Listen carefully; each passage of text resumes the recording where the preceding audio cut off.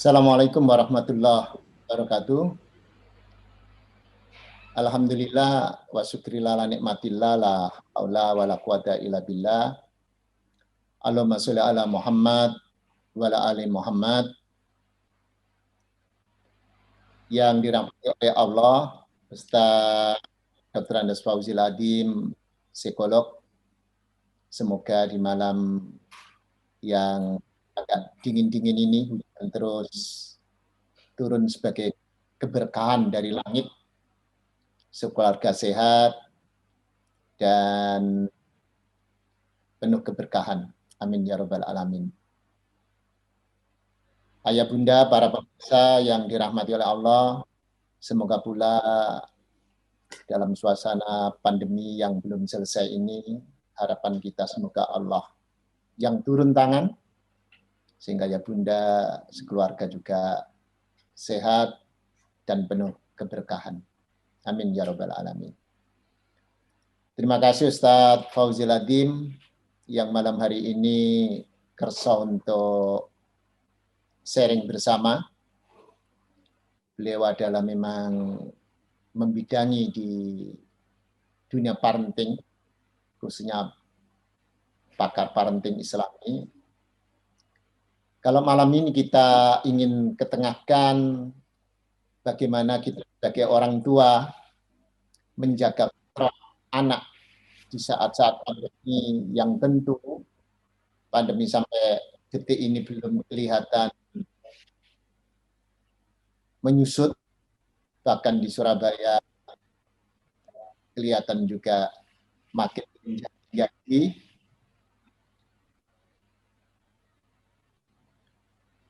Maka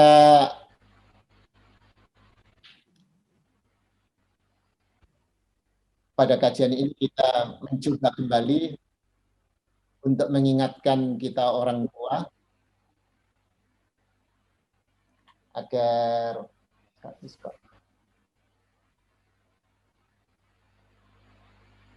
kita terus tidak kecolongan, sehingga stamina kita harus tetap prima dalam kondisi yang seperti ini. Maka kita ingat sebuah hadis yang sangat umum dan sering kita dengar, yakni kullu mauludin yuladu alal fitrah, bahwa kullu mauludin yuladul ala fitrah itu bahwa anak itu memang dilahirkan dalam keadaan fitrahnya. Fitrah itu diartikan suci, malah ada yang mengartikan fatoro itu punya padanan dengan kholako, penciptaan. Sehingga ya bunda untuk memahami ini tidak terlalu pusing kita apa kita. Bapak Ibu sekalian, kita untuk memahami ini lebih mudah, nanti Ustadz Fauzil Adim lebih jelas akan menjelentreh-jelentrehkan. Sementara ini kita memahami Idul Fitri dan zakat fitrah. Mengapa Idul Fitri bukan Idul Fitrah? Mengapa zakat fitrah bukan zakat fitri? Nah, sebab fitrah dengan fitri itu berbeda artinya. Ada mengatakan sama saja. Untuk sementara saya masih memahami beda. Kalau fitrah itu tadi ada kesucian, penciptaan awal manusia itu adalah begitu rupa Allah memberi predikat anak dilahirkan itu membawa, ada yang menyampaikan membawa DNA Tuhan, penuh dengan kesucian, penuh dengan kebenaran, penuh dengan apa? Ya penuh dengan ketauhidan. Maka kalau zakat fitrah itu adalah mensucikan. Berbeda dengan Idul Fitri. Idul Fitri kembali ke fitrah, bukan. Fitri itu dari kata-kata aftara yuftiru, berbuka, tidak makan, tidak puasa.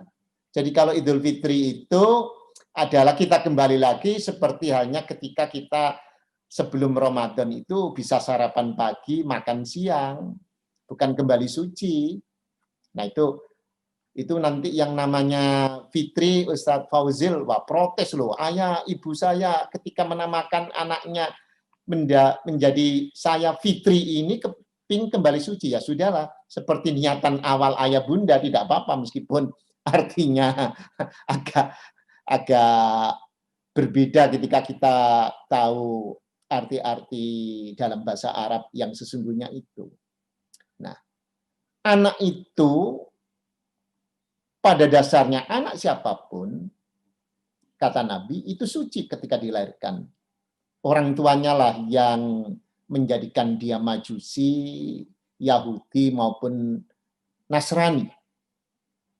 Kalau meminjam bahasanya Ki Hajar Dewantara, anak itu seperti kertas putih, mau ditulisi apa sama orang tuanya. Ketika anak umur 3-4 tahun sudah mulai pandai berbicara, lantas bicaranya kotor, nah pasti di lingkungan sekitar ada orang dewasa yang bicaranya kotor, sehingga anak itu merekodnya dan mengeluarkannya. Karena tidak mungkin anak itu sejatinya dia membawa kebenaran ilahi yang sangat-sangat luar biasa. Sehingga anak-anak itu kalau di dalam bahasa novel sering disebut malaikat kecilku. Nah,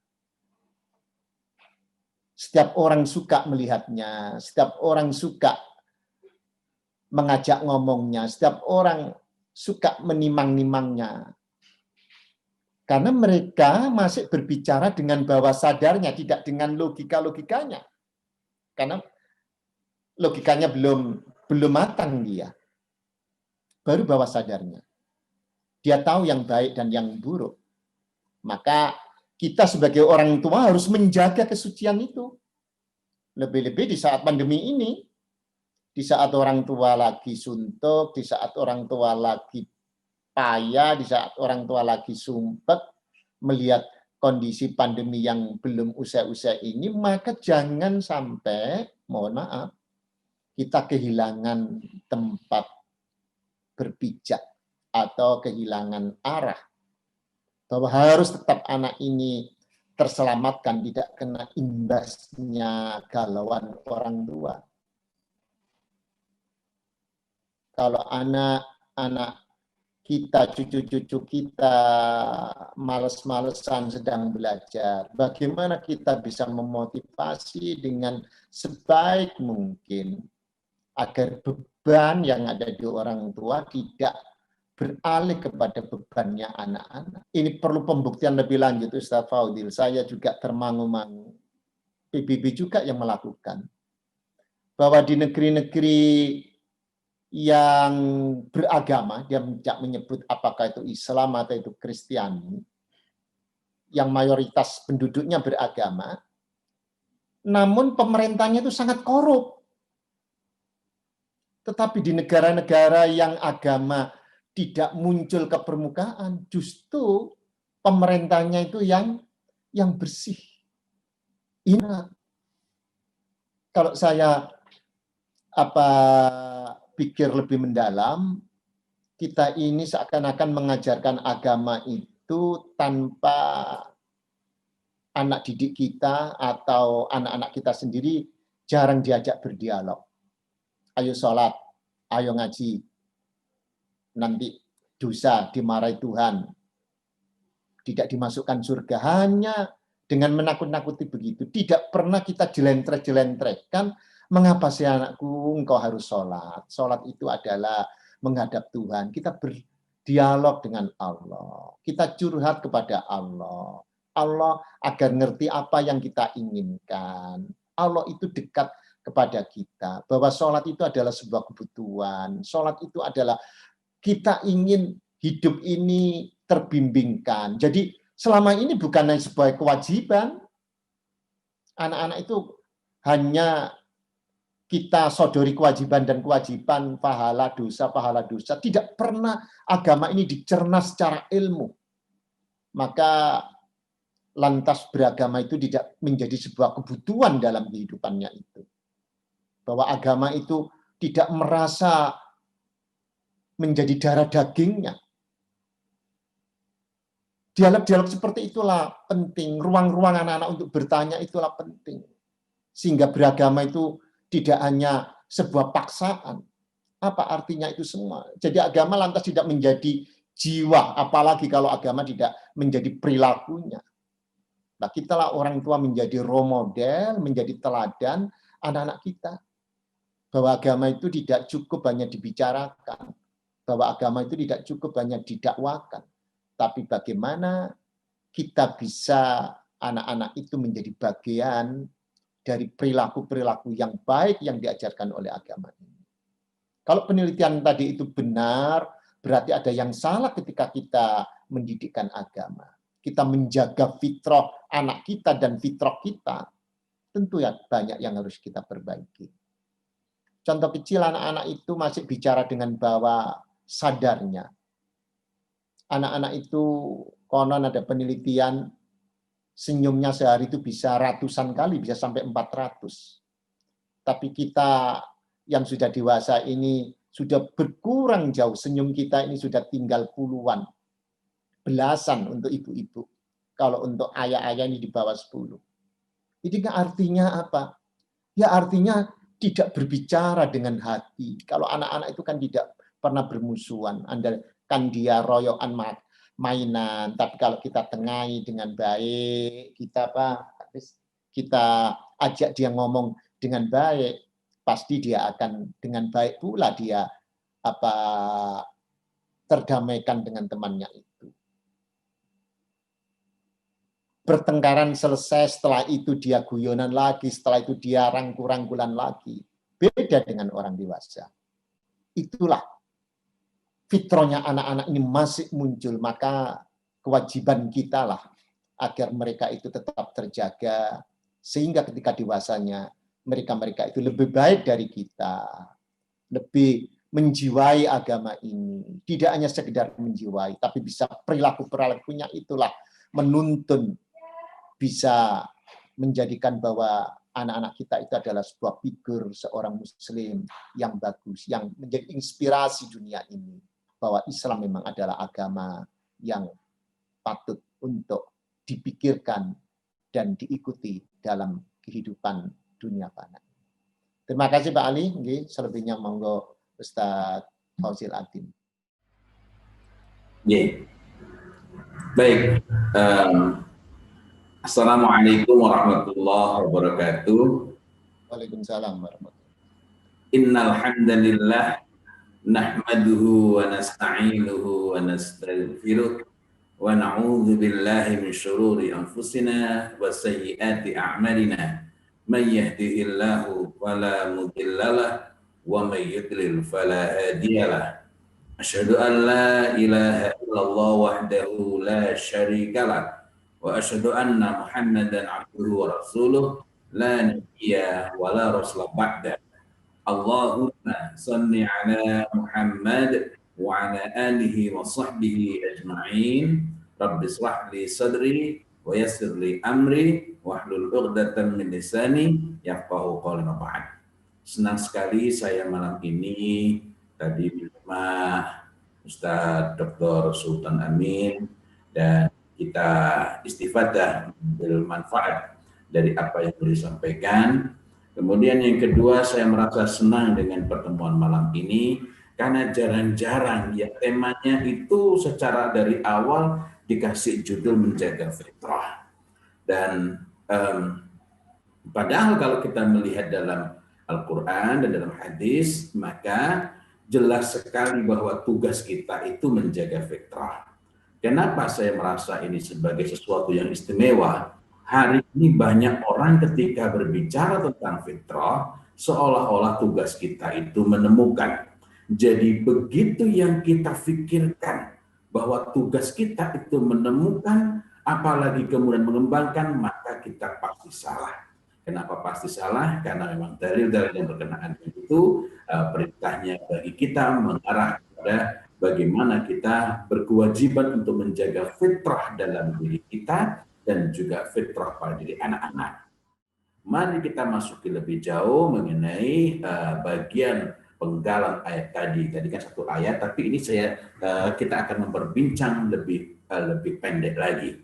Yakni di ayat tadi ada satu bagian fitratullahi allati fataran nasa 'alaiha, yang ini juga disebutkan oleh Mu'adz bin Jabal radhiyallahu anhu. Kata fitratullah dan bukan fitratullah menunjukkan bahwa kalimat itu bermakna perintah, ya. Bermakna perintah. Apa konsekuensinya? Apa konsekuensinya? Jadi ini bukan hanya mengabarkan, melainkan kata fitratullah itu dan bukan fitratullah itu membawa konsekuensi. Sebagian ulama menunjukkan bahwa itu membawa konsekuensi ilzamu, tetaplah atas, dan ittabi'u, ikutilah. Dan sebagian lagi menunjukkan bahwa ini mengandung kedua-duanya, yakni perintah untuk menetapi tetap di atasnya, berusaha bersikukuh menjaga dan mengikuti fitrah Allah yang telah menciptakan manusia menurut fitrah tersebut. Lalu konsekuensinya apa? Ini yang perlu kita pahami. Konsekuensinya kita harus mengenal fitrah itu dengan setepat-tepatnya, memahaminya sesuai dengan makna syar'i. Jika tidak, meskipun kita menggunakan istilah yang sama, tetapi maksudnya bukan saja berbeda, melainkan bertentangan dan bahkan mencampakkan fitrah Allah yang ada pada diri kita maupun anak-anak kita. Agar dapat mengetahui, mengenali, memahami, dan ada istilah lagi itu, ada memahami, dalam agamanya ada istilah lagi yang lebih dalam lagi, tafakuh, yakni memahami secara sangat mendalam dan sangat kuat, sangat kokoh, maka kita perlu mendasarkan pada petunjuk-petunjuk yang jelas dan kuat. Perintah untuk menetapi atau ilzamu dan mengikuti atau ittabi'u yang terkandung dalam rangkaian kata fitratullahi allati fataran nasa 'alaiha sekaligus menunjukkan bahwa ini merupakan hal yang sangat penting. Hal yang sangat penting. Menarik bahwa di ayat ini ada beberapa kata yang sesungguhnya merupakan kata lain dari fitrah, sebagaimana dijelaskan oleh para ulama berdasarkan dalil-dalil sunnah yang sahih. Ini merupakan sesuatu yang sangat jarang terjadi, yakni amat sangat jarang pada satu ayat mengulang berbagai perkataan yang memiliki cakupan makna sama dan bersifat saling menguatkan. Sebab Al-Quranul Karim biasa bertutur dengan kata yang sangat padat, memiliki makna yang sangat luas mendalam. Apa artinya? Syekh Profesor Dr. Sa'ad Asy-Syahrani menunjukkan dari riset mendalam yang beliau lakukan bahwa kata al-fitrah sebagai istilah khusus Al-Quran merupakan kemukjizatan. Quran itu mukjizat. Tetapi istilah fitrah itu sendiri sebagai istilah khusus merupakan kemukjizatan khusus yang sangat istimewa. Mukjizat yang secara fundamental berbeda dari segala konsep dan penjelasan yang ada, sekaligus memadai untuk merangkum serta memandu, bukan hanya merangkum tapi sekaligus memberikan panduan, memandu manusia agar terjaga di atas tauhid, di atas millah yang hanif ini. Karena itulah kita jangan merendah-rendahkan ayat yang mulia ini, kemudian kita cocok-cocokkan dengan teori bakat, dengan teori kecerdasan, dan lain-lain. Apa tidak boleh kita belajar tentang teori bakat, teori kecerdasan? Boleh. Tetapi hendaklah kita jaga masing-masing ada tempatnya. Saya nonton lagi. Syekh Profesor Dr. Sa'ad Asy-Syahrani dalam Ijazul Quran fi Dalalatil Fitrah 'alal Iman menunjukkan bahwa kita bisa kehilangan keagungan sekaligus dahsyatnya konsep tentang fitrah ini apabila melepaskan diri dari makna syar'i, meninggalkan keseriusan untuk memahami dan mendalami makna syar'i disebabkan mendahulukan makna lughawi, makna secara bahasa. Nah, fitrah berasal dari kata fatara yang bermakna menciptakan. Begitu berhenti pada makna lughawi dan bukan menjadikan sebagai awalan untuk lebih memudahkan makna syar'i, maka manusia akan mudah terjatuh pada gagal paham yang sangat serius, seolah-olah segala yang bersifat bawaan merupakan fitrah. Padahal tidak semua yang bawaan itu bersifat fitrah. Syahwat itu orang nggak pakai berusaha itu akan ada, tapi itu bukan fitrah. Nah, apa akibatnya jika kita mendahulukan makna lughawi lalu mengembangkan waham? Waham itu saya mengutip peristilah dari Imamul Haramain Al-Juwaini mengenai derajat akurasi sebuah penetapan dalam agama yang tidak kokoh. Nah, waham ini tidak ada dalil yang secara jelas sangat kuat menunjukkan itu, menggunakan dalil umum untuk menjelaskan yang spesifik yang rincian itu. Nah, ini bisa terjadi kepada apa yang disebut sebagai waham. Apa yang terjadi jika kita mendahulukan makna lughawi lalu mengembangkan waham, spekulasi, imajinasi tentang fitrah? Maka muncullah berbagai rumusan yang semakin menjauhkan manusia dari fitrah, meskipun seolah-olah mendekatinya. Nah, tadi biar nggak bingung, karena tadi saya sebutkan waham. Nah, lagi-lagi kita Masya Allah mendapati waham itu juga dikenal dalam psikologi. Nah, tetapi sebagai istilah dalam pengambilan kesimpulan dalam agama ini, maka kita perlu merujuk apa sih maksudnya.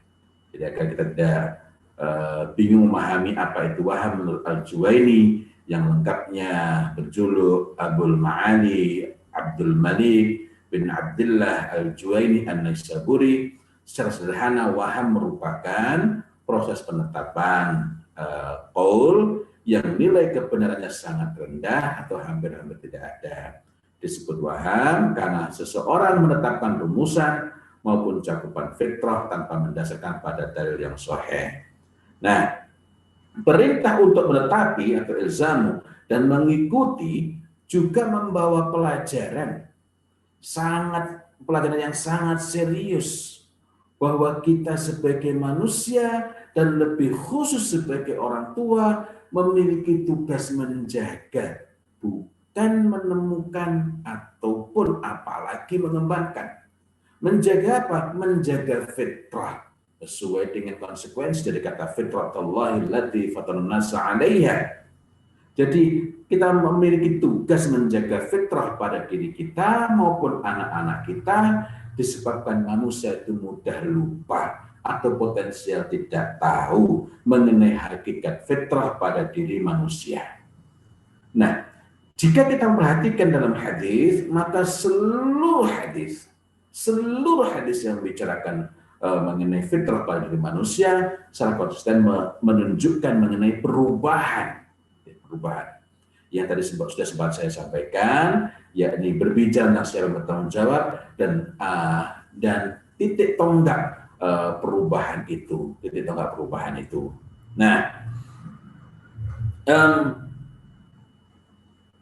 apa konsekuensi adanya fitrah? Dan ini perlu ini sebagai penguat, sebagai pelengkap agar kita ini dapat merasakan. Lalu kenapa sih kita itu perlu berpusing-pusing? Karena ketika seseorang itu dalam dirinya itu fitrah masih jernih, masih bersih, tidak tertutupi, tidak terbelokkan, maka manusia ini akan senantiasa dalam kebaikan. Ya. Karena itu jangan rusak. Kadang-kadang anak-anak masih kecil, belum punya pikiran macam-macam, orang tua merusak. Ayo nak, kalau mau nak nanti bapak belikan kue. Kenapa sih kita tidak ngasih kue sebagai tanda cinta? Kenapa sih kita itu nyuruh-nyuruh anak sholat untuk mendapatkan es krim? Artinya kita telah merusak niat anak, bukan mendidik anak untuk meluruskan niat. Ya. Nah, dari manusia itu karena seluruhnya anak-anak kita, seluruhnya ini lahir dalam keadaan fitrah, maka mereka ini pada dasarnya by default itu baik. Kata Rasulullah Muhammad SAW dalam sebuah hadis dari Ibnu Majah, al khairu adah, kebaikan itu adah, kebaikan itu default yang ada pada diri manusia. Sesuatu yang lazim semestinya dengan sendirinya itu sudah ada pada diri manusia. Wasyarru, dan keburukan itu lajajah. Lajajah itu keadaan ketika seseorang terdesak, dihadapkan pada semacam tekanan, gitu ya. Wa man yuridillahu bihi khairan yufaqihu fiddin. Dan barang siapa yang Allah Ta'ala menghendaki kebaikan baginya, yufaqihu fiddin, maka Allah pahamkan dia, bukan cuma paham, melainkan betul-betul memahami dengan sangat matang. Dengan demikian bukan cuma sekedar tahu. Karena itu kalau kita hanya memberi tahu, maka tidak banyak efeknya. Nah, mari kita ingat juga nanti dalam satu hadis yang lain mengenai kapan kita mengevaluasi. Tapi sebelum itu, mari kita ingat juga dalam hadis yang lain, Rasulullah Muhammad SAW bersabda, al khairu adah, wa syarru lihajah. Kebaikan itu ada by default, anak itu, manusia itu berada dalam kebaikan. Wa syarru lihajah, dan keburukan itu karena adanya hajat. Hajat itu sebenarnya bisa dimaknai kebutuhan, tetapi juga terkait dengan apa yang disangka orang sebagai kebutuhan. Sebenarnya keinginan saja, manakala dia memenangkan keinginannya, manakala dia memenangkan hasratnya terhadap sesuatu yang belum tentu penting, yang tentu bermanfaat, maka seseorang itu dapat melakukan hal-hal yang tidak terpuji, seseorang dapat melakukan hal-hal yang buruk, Maka mendampingi anak, menyiapkan anak untuk mengenali, untuk memahami, untuk memiliki pengendalian diri, penjagaan diri terhadap keinginan dan kebutuhan itu menjadi sangat penting. Ya. Nah, apa konsekuensi dari dua redaksi tadi? Al khairu adah wa syarru lajajah. Dalam redaksi yang lain, al khairu adah wa syarru lihajah. Oh iya, menarik juga untuk kita ingat, sebenarnya bukan soal menarik ya, semuanya penting. Dalam hadis yang lain Rasulullah Muhammad SAW bersabda, man yuridillahu bihi khairan, kalau tadi itu yufaqihu fiddin, maka dalam hadis ini man yuridillahu bihi khairan yusib minhu, barang siapa yang Allah Ta'ala kehendaki kebaikan baginya, maka Allah mengujinya, mendatangkan musibah baginya. Jadi ketika manusia itu menghadapi kesulitan, itu merupakan proses pematangan, menghadapi benturan, menghadapi ujian, menghadapi musibah, itu merupakan proses pematangan yang membuat dia lebih baik dan kembali lagi lebih dekat dengan fitrah itu. Karena itu kita sebagai orang tua perlu menyiapkan anak, membekali anak. Nah, secara keseluruhan apa saja konsekuensi dari sini? Yang pertama adalah konsekuensinya seorang anak itu hendaklah memperoleh tarbiyah yang mencukupi. Tarbiyah atau pendidikan bukan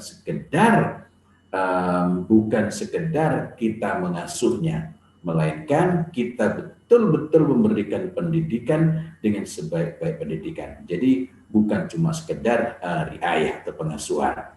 Itu konsekuensi pertamanya, ya. Konsekuensi pertamanya. Nah, kemudian yang berikutnya lagi adalah konsekuensi dari hadis tadi bahwa man yuridillahu bihi khairan yusib minhu, al khairu adah wa syarru lajajah, dan hadis yang lain lagi asyarr al-khairu 'ada wa syarru lihajah. Nah, konsekuensi lainnya adalah kita perlu menyiapkan anak-anak kita, bukan hanya perlu, memang ini tuntutan ya. Kita ini dituntut untuk menyiapkan anak-anak kita agar mereka mampu membedakan baik dan buruk, membedakan. Saya terus lagi, mampu membedakan baik dan buruk, benar dan salah dengan akalnya. Itulah yang disebut sebagai tamyiz. Membedakan itu berarti dia menggunakan akalnya, bukan cuma tahu bedanya. Yang itu berarti dia cuma mengingat kembali, memorizing saja. Nah, mampu membedakan benar dan salah itu nanti erat kaitannya dengan tadi yang saya sebutkan di awal bahwa saya akan membahas sedikit. Tapi saya teruskan dulu. Tamyiz itu membawa konsekuensi bahwa anak seharusnya memiliki kemampuan, seharusnya saya tambahan sendiri gitu ya, memiliki kemampuan untuk menentukan sikap dengan jelas. Menentukan sikap dengan jelas. Nah, apa yang terjadi jika anak-anak tidak kita siapkan? Apa yang terjadi jika anak-anak itu ya pokoknya hanya dibesarkan saja dan tidak dibekali untuk mampu, misalnya tampaknya sepele, misalnya anak mau mengingat sesuatu, kita bertanya, kamu kok pengen itu kenapa? Nah, pada awalnya mungkin anak tidak punya, tidak bisa menerangkan dan memang dia itu semata-mata hanya spontan saja pengen, tetapi dengan kita bertanya, misalnya kok kamu milih warna biru, nah kok nggak milih warna lain, kenapa? Dia akan belajar untuk mengkonstruksikan pikiran. Dia akan belajar untuk betul-betul memiliki alasan yang kokoh, alasan yang kuat. Nah, jadi ini hal-hal yang kita perlu perhatikan. Sehingga bukan cuma makan, minum, bukan cuma itu. Nah, berkenaan dengan tamyiz ini, mari kita ingat dalam satu hadis Rasulullah Muhammad sallallahu alaihi wasallam bersabda, kullu mauludin yuladu 'ala fitrah hatta yu'riba anhu lisanuhu fa idza 'abbara anhu lisanuhu imma syakiran wa imma kafura. Kullu mauludin, tiap-tiap anak yulad dilahirkan 'ala fitrah, di atas fitrah. Di atas fitrah. Kullu mauludin yulad 'ala fitrah hatta, sehingga sampai, artinya tetap anak di atas fitrah, ala fitrah. Tetapi kalau sudah sampai satu titik ini, hatta yu'riba anhu lisanuhu, ini adalah momentum titik di mana seorang bisa berbalik, bisa berbelok atau terputus. Hatta yu'riba anhu lisanuhu, sampai lisannya sudah mampu berbicara dengan lancar, mengungkapkan dengan baik. Fa idza 'abbara anhu lisanuhu, tadi itu yu'riba, ini 'abbar. Kedalamannya berbeda. Maka apabila dia telah mampu faida akbar anhu lisanuhu, itu maknanya adalah dia sudah mampu mengartikulasikan gagasan, mengekspresikan perasaannya, mengungkapkan kemauannya, termasuk menciptakan framing, menciptakan kesan agar dia disangka demikian dan disangka demikian. Nah, pada titik itulah Rasulullah Muhammad SAW memperingatkan, imma syakiran wa imma kafura. Boleh jadi dia itu syakir itu maknanya bersyukur, orang yang bersyukur, tapi pengertiannya ialah dia tetap tegak atas Islam. Wa imma kafura, atau dia mulai, kalau bahasa Jawa Timurnya mulai melehar, mulai menyimpang itu. Ya. Jadi imma syakiran wa imma kafura. Karena itulah ketika anak itu mulai lancar berbicara, bukan hanya mulai lancar, ketika anak sudah pulang sekolah, ceritanya meluap-luap, penuh semangat, tadi begini, kita perlu memberikan sambutan, tetapi juga bukan langsung percaya sepenuhnya, dan juga bukan tidak percaya. Melainkan kita beri tanggapan, sehingga misalnya anak itu pulang ceritanya itu yang heroik, ceritanya yang hebat-hebat. Tadi aku begini. Yang paling diperlukan bukan pujian, tapi yang paling diperlukan adalah sambutan yang hangat. Kita mendengarkan memberikan umpan balik sehingga misalkan ketika dia bercerita itu ternyata ceritanya itu ada bohong-bohongnya atau bohong banget, maka segera ketahuan tanpa perlu mempermalukan. Jadi pada awalnya ketika dia berbohong, kita tidak mengatakan kamu bohong atau bukan, melainkan anak itu masih sangat dekat dengan kesuciannya, masih sangat dekat dengan fitrah. Kalau dia merasa, ini orang tua aku tahu kalau aku bohong, maka dia akan segera memperbaiki dirinya. Gitu ya. Berikutnya lagi, konsekuensi dari hadis al-khairu 'adah wa syarru lajajah, atau dalam redaksi yang lain al-khairu 'adah wa syarru lihajah.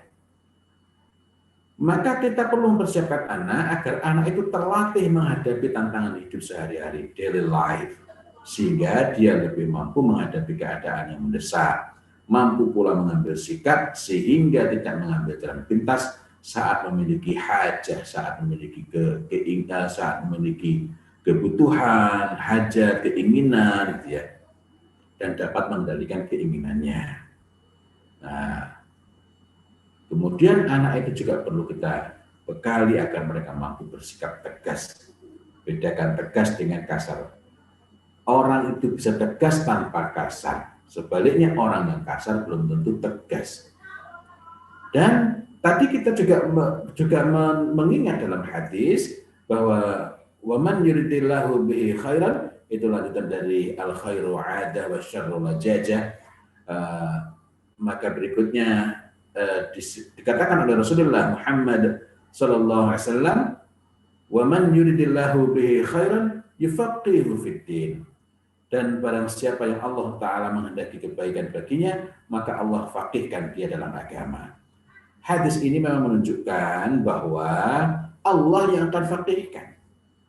Akan tetapi pada saat yang sama kita dapat mengambil pengertian, kalau kita ingin anak kita itu baik, mari kita ingat, wa man yuridillahu bihi khairan, pada awalnya tadi adalah al khairu 'adah, kebaikan itu default, ada sesuatu yang lazim, sudah terpatri pada diri manusia.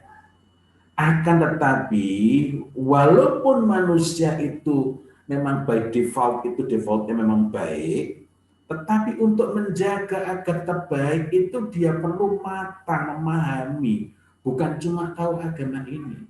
Untuk bisa faqih itu dia berinteraksi. Maksudnya berinteraksi kemana?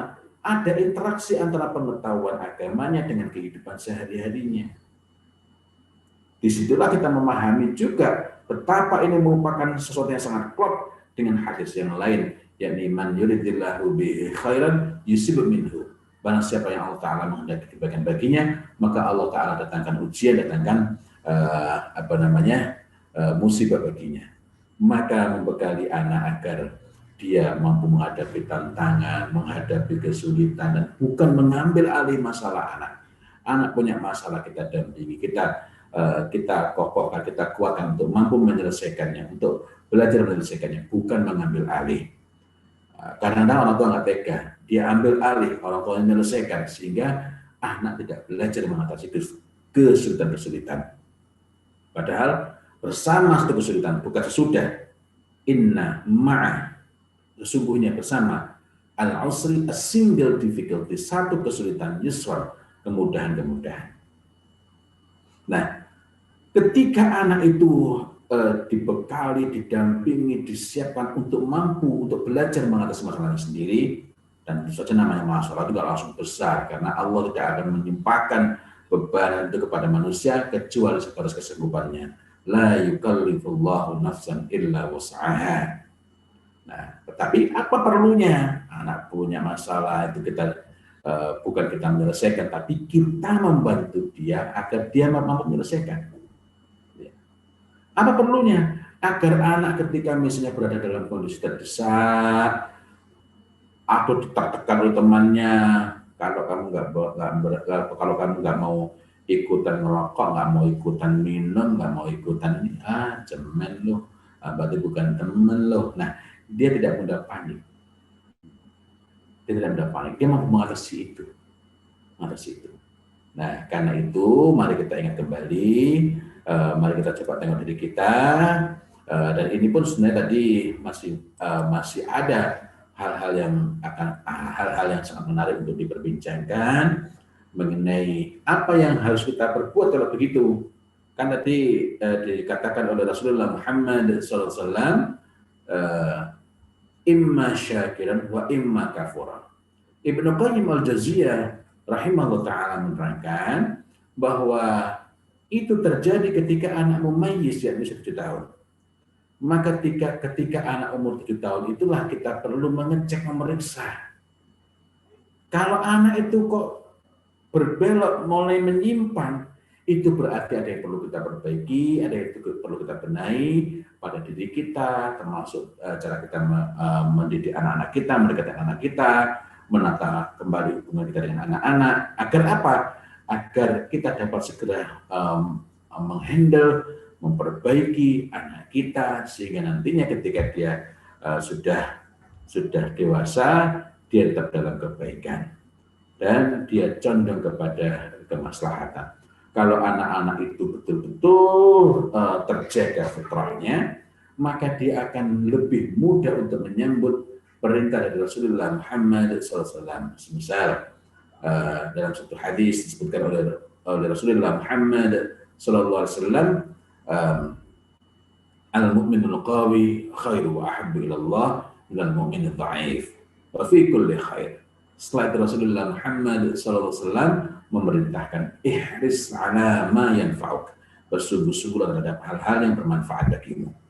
Saya sebenarnya ingin berbincang juga mengenai topik yang lain, sebenarnya bukan topik yang lain, melainkan bagian penting dan bahkan pada awalnya inilah yang saya bicarakan berkenaan dengan penjagaan, yakni mengenai bi'ah sholihah. Bi'ah itu maknanya lingkungan, tetapi sepertinya tidak memungkinkan untuk membahas berpanjang panjang. Saya hanya ingin mengingatkan bahwa di antara hal yang perlu kita pikirkan ialah bagaimana menyediakan lingkungan yang baik buat anak-anak. Nah, apa yang dimaksud dengan bi'ah itu? Apa unsurnya? Ada 4 unsur dari bi'ah. Yang pertama adalah makan, bertempat, dan rumah ini dan tempat yang paling awal mereka kenal adalah rumah kita ini. Karena itu seharusnya rumah kita itu merupakan tempat lingkungan awal dari bi'ah paling awal yang mempengaruhi mereka. Kemudian yang kedua adalah insan, manusia, yakni adanya interaksi yang baik dan berkualitas antar insan dan antar manusia itu. Nah, mari kita tengok bagaimana interaksinya itu. Kemudian yang ketiga adalah afkar, pemikiran. Ini berarti bahwa rumah baru akan menjadi bi'ah sholihah atau lingkungan yang baik jika terjadi proses transformasi pemikiran yang baik dan kokoh, sehingga kebaikan yang ada bukan sekedar kebiasaan. Kemudian yang berikut adalah adat. Lagi-lagi kita ketemu kata adat gitu ya, yang disusun dalam bahasa Indonesia jadi adat istiadat, yakni kebiasaan, budaya, tata nilai yang dihayati dan mempengaruhi. Nah, ini perlu senantiasa disegarkan.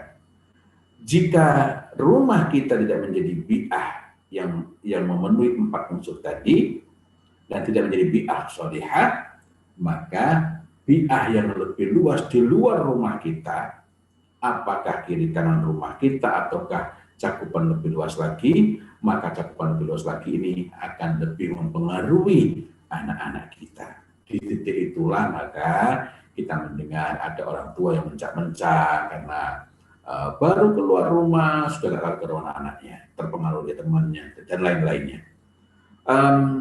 Saya kira itu pengantar dari saya. Mudah-mudahan nanti kita dapat berbincang lebih jauh mengenai topik kita malam hari ini, dan mudah-mudahan Allah Subhanahu wa taala karuniai tambahan ilmu kepada kita dan rezeki kefahaman kepada kita semua.